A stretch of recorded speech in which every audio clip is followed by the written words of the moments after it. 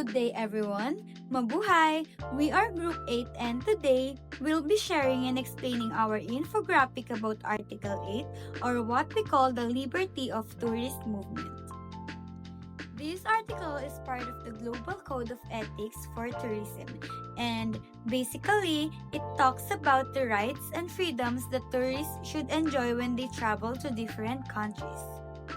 Our aim is to walk you through each point and help you understand why these rights matter in making travel safe, fair, and enjoyable for everyone. So, what are you waiting for? Let me start with the point 1. So, this point explains that tourists should be free to travel within a country and from one country to another as long as they following all the laws. This means tourists should be allowed access to places like transit areas, tourist spots, and cultural sites without being discriminated against or asked to go through unnecessary steps. For example, if a foreign visitor wants to explore a popular historical landmark, they should be treated same as everyone else. They should face any unfair restrictions just because they're from another country. This promotes fairness, respect, and equal treatment for all tourists. Now, moving on to the point 2. Tourists should have easy access to communication services like the internet, mobile networks, and other tools that help them navigate, search for information, or stay in touch with people back home. And beside communication, they should also have quick access to administrative, legal, and health services. So that means if they need medical help, legal support, or guidance from officials, these services should be able without long delays. And of course, when emergencies happen, tourists should be able to reach their consular representative like their embassy for assistance. And all of these rights are meant to make sure tourists feel supported and safe during their entire stay in our country or in other country. So now, let's move on to point number 3. Tourists are entitled to the same data privacy protections as citizens, including electronic personal information.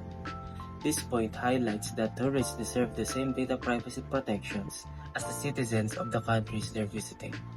This is very important today since we rely so much on digital information. When tourists give their personal details, like their passport information, travel documents, hotel bookings, or any electronic data, this should be handled carefully and kept private. Their information shouldn't be accessed or used without permission. This protection helps prevent identity theft and fraud, and it gives tourists peace of mind while traveling. Now, let's move on to point number 4. The focus shifts to border procedures. Border procedures such as visas, health, and customs requirements should be simplified to support easy travel. Countries are encouraged to harmonize these processes and avoid taxes that burden tourism.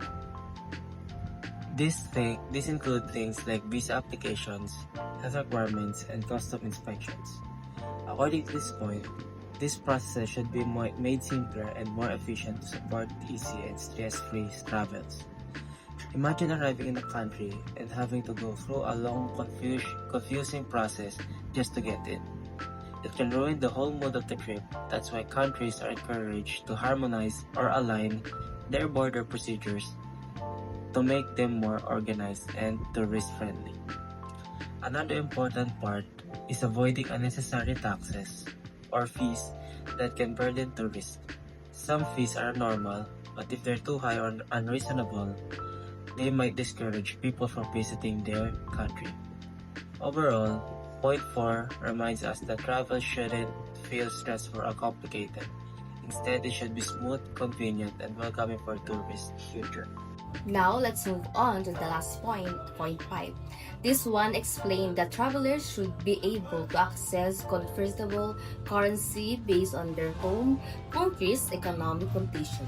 In simple terms, tourism should be able to exchange or convert their money easily so they can pay for things like food, transportation, and accommodation during their trip. If exchanging money, is too difficult or the fees are too high, it's become non-inconvenient and can negatively affect their travel experience. That's why countries should make sure that currency exchange is fair and accessible. To wrap up the everything we'll discuss, the Article 8 focuses on giving tourists freedom, fairness, and proper protection. It ensures that travelers can move freely without discrimination, use communication services, and access the important assistance, have their personal data protected, experience simple and clear border procedures, and exchange money without any hassle. And all of this right help create a positive tourist experience. And when tourists feel safe, respected, and welcome, it benefits not only them but also the country they are visiting. They more likely to enjoy their stay and may even return in the future.